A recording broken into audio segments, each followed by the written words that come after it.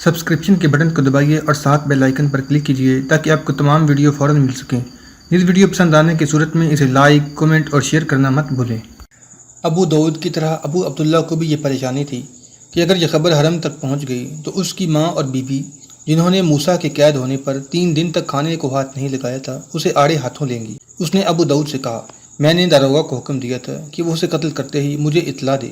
میں اس کارروائی کے اختتام تک حرم میں داخل ہونا پسند نہیں کرتا۔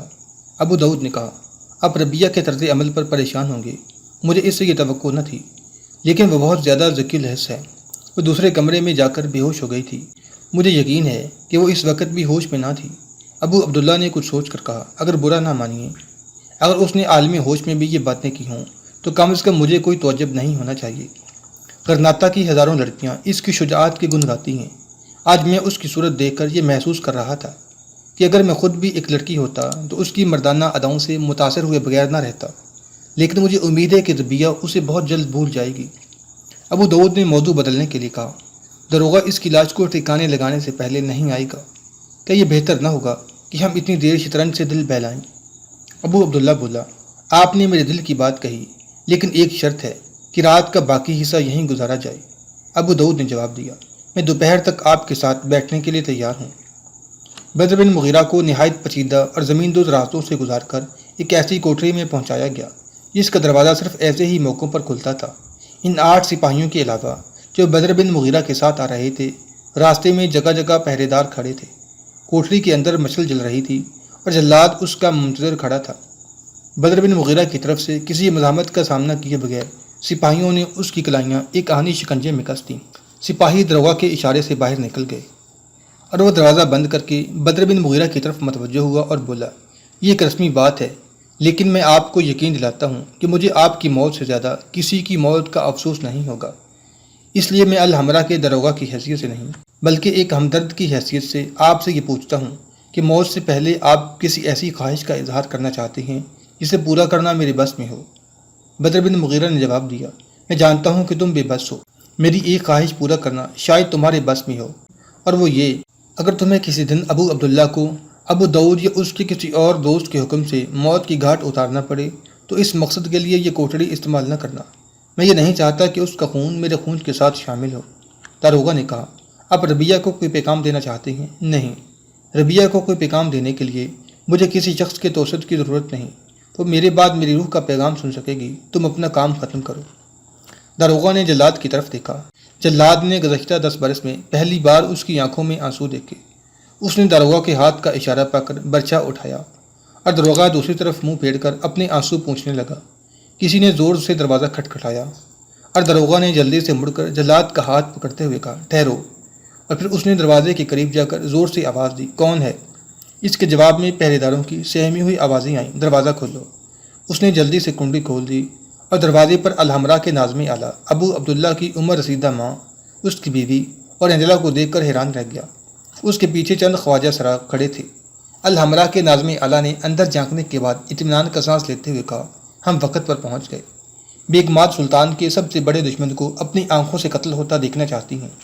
داروغہ نے پریشان ہو کر کہا، بیگمات کی خواہش کی تعمیل میرا فرض ہے، لیکن انہیں ہم لوگوں کو سلطان کے عتاب سے بچانے کا ذمہ لینا پڑے گا۔ ابو عبداللہ کی ماں نے کمرے میں پاؤں رکھتے ہوئے کہا، تمہیں انعام کی توقع رکھنی چاہیے۔ آج ہمارے بیٹے نے ایک بہت بڑے دشمن پر فتح پائی ہے۔ خواجہ سرا ان تمام سپاہیوں کو جن کی ہوشیاری سے ہمیں اپنے دشمن پر فتح حاصل کرنے کا موقع ملا ہے، ہماری طرف سے انعام دو اور ہماری طرف سے یہ درخواست کرو کہ ابو عبداللہ یا کسی اور کو اس جگہ ہماری آمد کا علم نہ ہو۔ وہ بات بات پر بگڑ جانے کا عادی ہے۔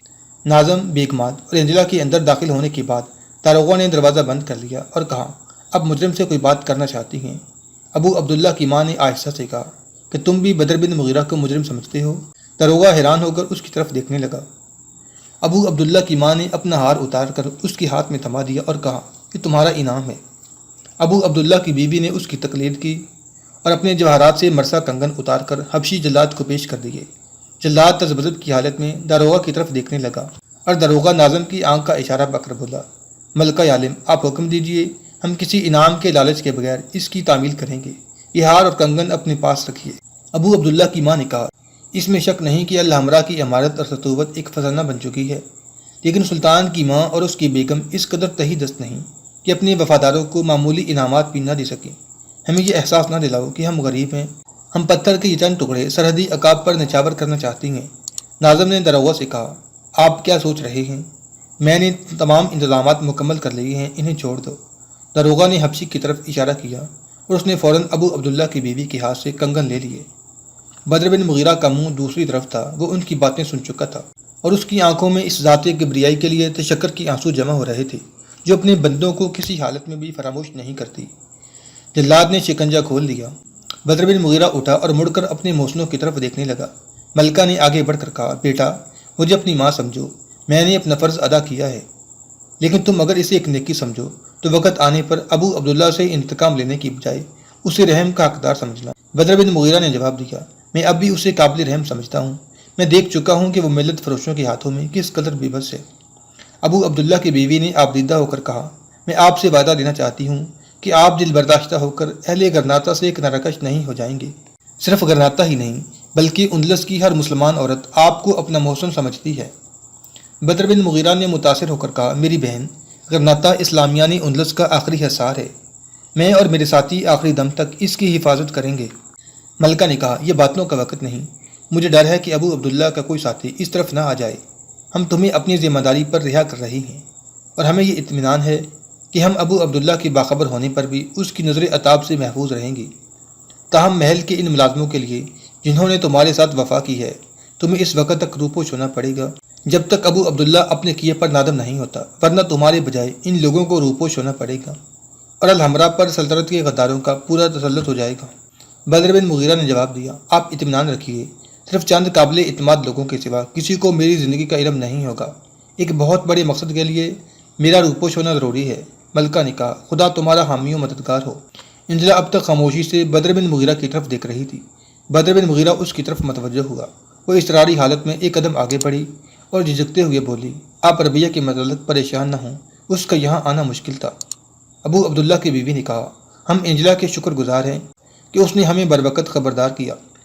بدر بن مغیرہ نے اپنے ہونٹوں پر ایک احسان مندانہ مسکراہٹ لاتے ہوئے کہا، انجلا، تمہارا طبیب یقیناً مجھ سے تمہارے متعلق پوچھے گا۔ اگر اسے کوئی پیغام دینا چاہو تو میں قاصد کا فرض ادا کرنے کے لیے تیار ہوں۔ ایک ثانیہ کے لیے انجلا کی رگوں کا تمام خون سمٹ کر اس کے گالوں میں آ گیا۔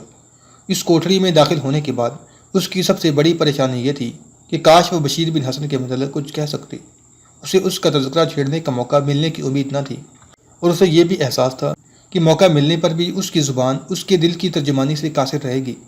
لیکن بدر بن مغیرہ نے جیسے اس کے لیے جنت کے بند دروازے کھول دیے۔ وہ بولی، وہ میرے محسن ہیں، میری طرف سے انہیں یہ رومال پیش کر دیجیے۔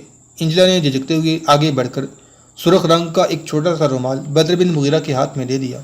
بیگمات اپنی نسوانی ذکاوت حس سے بہت کچھ سمجھ چکی تھیں، اس لیے وہ خاموش رہیں۔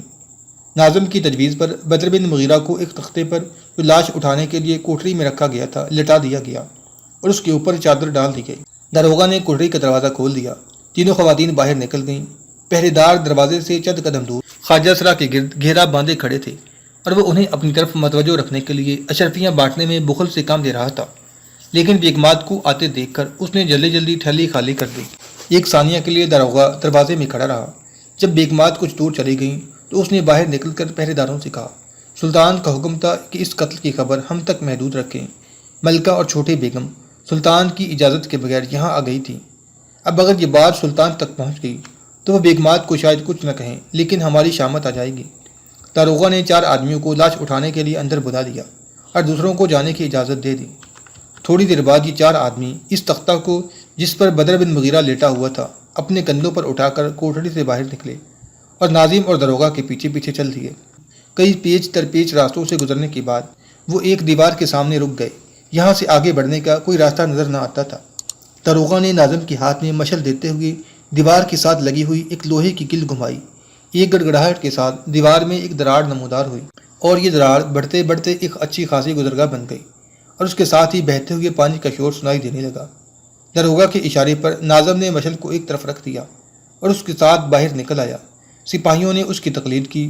اس دیوار سے باہر کوئی 8-10 گز چوڑے اور 5 گز اونچے چبوترے کے نیچے دریا ٹھاٹھے مار رہا تھا۔ داروغہ کے اشارے پر سپاہیوں نے تختہ نیچے رکھ دیا۔ ناظم نے داروغہ کے کان میں کچھ کہا اور وہ سپاہیوں سے مخاطب ہو کر بولا، تم برسوں سے میرے ساتھی ہو، اس لیے تم سے کوئی بات چھپانا میں تمہاری وفاداری کی توہین سمجھتا ہوں۔ میں تم پر ایک اہم راز ظاہر کرنا چاہتا ہوں۔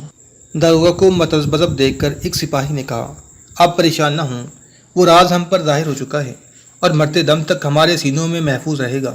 آپ کو یہ بتانے کی ضرورت نہیں کہ ہم لاش کی بجائے ایک زندہ انسان کو اپنے کندھوں پر اٹھا کر لائے ہیں۔ داروغہ خاموش رہا اور ناظم نے اپنی بغل سے اشرفیوں کی ایک تھیلی نکال کر اس سپاہی کو پیش کرتے ہوئے کہا، یہ تمہارا اور تمہارے ساتھیوں کا انعام ہے۔ اس نے کہا، نہیں، اہل غرناطہ کے لیے سرحدی عقاب کا زندہ رہنا ہمارا سب سے بڑا انعام ہے۔ کچھ دیر پسو پیش کے بعد ناظم اور داروغہ کے اصرار پر اپنے ساتھیوں کی رضامندی دیکھ کر اس سپاہی نے تھیلی لے لی۔ داروغہ نے اطمینان کا سانس لیتے ہوئے سوال کیا، کیا دوسرے پہرے داروں کو بھی یہ شک تھا کہ ہم ان کی جان بچانا چاہتے ہیں؟ تاہم ان میں سے اکثر کی یہ خواہش تھی کہ کاش ملکہ کو رحم آ جائے۔ مجھے خود بھی ملکہ سے یہ توقع نہ تھی، لیکن مقتل کا جائزہ لینے کے بعد میری تسلی ہو گئی، وہاں خون کا چھینٹا تک نہ تھا۔ ناظم نے کہا، اب تک جلاد یہ کمی پوری کر چکا ہوگا۔ تختے پر سے بدر بن مغیرہ نے چادر اتار کر ایک طرف پھینک دی اور اٹھ کر آگے بڑھتے ہوئے کہا، میرے خیال میں اب مجھے زندوں کی دنیا میں پاؤں رکھنے کے لیے آپ سے اجازت لینے کی ضرورت نہیں۔ داروغہ، ناظم اور سپاہیوں نے آگے بڑھ کر یکے بعد دیگرے اس کے ساتھ مصافحہ کیا۔ ناظم نے کہا، دریا کے اس کنارے سے آگے ہمارا دائرہ عمل ختم ہو جاتا ہے، پانی سرد بھی ہے اور تیز بھی۔ اگر آپ کو اپنے بازوؤں پر بھروسہ نہ ہو تو ہم کوئی اور انتظام کر سکتے، لیکن وقت بہت تھوڑا ہے۔ بدر بن مغیرہ نے کہا، آپ فکر نہ کریں، وہ ذات اقدس جس نے میری گردن سے جلاد کا ہاتھ روک لیا تھا مجھے ان سرکش موجوں سے بھی بچا لے گی۔ ناظم نے کہا، بہت اچھا، خدا حافظ۔ آج آپ الحمرا کے چور دروازے سے داخل ہوئے تھے اور چور دروازے سے نکل رہے ہیں۔ ہم اس دن کا انتظار کریں گے جب آپ کے لیے الحمرا کا بڑا دروازہ کھلا ہوگا۔ بدر بن مغیرہ خدا حافظ کہہ کر کنارے کی طرف بڑھا اور ایک لہجہ تامل کے بعد دریا میں کود پڑا۔ دریا کے دوسرے کنارے تھوڑی دیر سستانے کے بعد بدر بن مغیرہ ایک پتھر پر بیٹھ گیا۔ آسمان پر بادل چھٹ چکے تھے اور ستارے جگمگا رہے تھے۔ بدر بن مغیرہ اٹھنے کا ارادہ کر رہا تھا کہ اسے کسی کے پاؤں کی آہٹ سنائی دی۔ وہ جلدی سے اٹھ کر دبے پاؤں چلتا ہوا ایک درخت کی آڑ میں کھڑا ہو گیا۔ تھوڑی دیر بعد اسے دو آدمی تاریکی میں دریا کے کنارے کے ساتھ ساتھ چلتے ہوئے دکھائی دیے۔ وہ سوچ کر درخت کی آڑ سے نکلا اور دبے پاؤں ان کے پیچھے چلنے لگا۔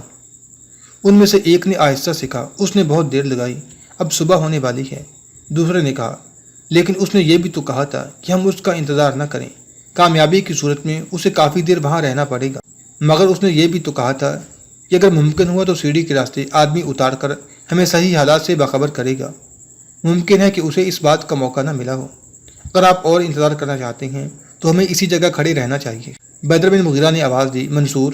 وہ دونوں رکے اور مڑ کر بھاگتے ہوئے اس کے ساتھ لپٹ گئے۔ دوسرا آدمی بشیر بن حسن تھا۔ اپنے ساتھیوں کی طرف سے سوالات کی بچھاڑ پر تنگ آ کر بدر بن مغیرہ نے کہا، چلو یہاں سے نکلیں۔ چلتے چلتے بدر بن مغیرہ نے بشیر بن حسن کے کندھے پر ہاتھ رکھ کر اس کے کان میں کچھ کہا اور اس کے ساتھ ہی ایک بھیگا ہوا رومال اس کے ہاتھ پر رکھ دیا۔ منصور نے اس کی طرف مڑ کر دیکھا اور کہا، معلوم ہوتا ہے کہ آپ اپنی مرضی سے واپس نہیں آئے۔ بدر بن مغیرہ نے جواب دیا، تمہارا اندازہ صحیح ہے۔ بشیر بن حسن نے کہا، میرے خیال میں اب ہم خطرے کی حدود سے باہر آ گئے ہیں، آپ اپنی داستان شروع کر دیں۔ بدر بن مغیرہ نے چلتے چلتے اختصار کے ساتھ اپنی تمام سرگزشت بیان کر دی۔ کوئی ایک کوس چلنے کے بعد یہ تینوں ایک گھنے باغ میں سے گزرتے ہوئے ایک اجڑے ہوئے مکان میں داخل ہوئے۔ وہاں ان کے 5 اور ساتھی گھوڑوں کی حفاظت کر رہے تھے۔ جب یہ سب گھوڑوں پر سوار ہو گئے تو بشیر بن حسن نے سوال کیا، اب کس طرف کا ارادہ ہے؟